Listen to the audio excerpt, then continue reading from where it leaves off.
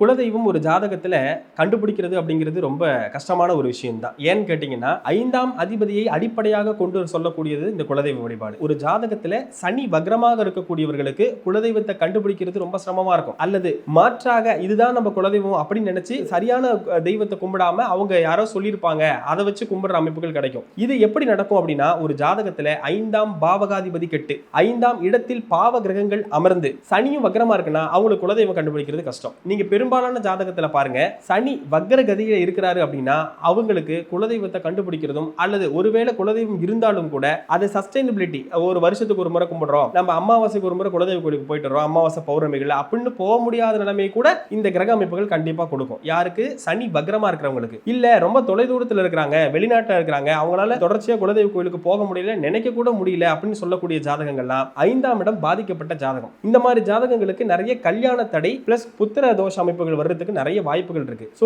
இதெல்லாம் அவங்க கன்வே பண்ணணும், அவங்க இதெல்லாம் ரெக்டிஃபை பண்ணணும் அப்படின்னா கண்டிப்பாக குலதெய்வ கோயிலை கண்டறிந்து அதற்கு உண்டான பிரீத்தியை கண்டிப்பா செஞ்சு அவங்க வழிபாட்டின் மூலியமாக இதெல்லாம் ரெக்டிஃபை பண்ணிக்கலாம் அப்படிங்கறத இதன் வாயில தெரிவிச்சுக்கலாம்.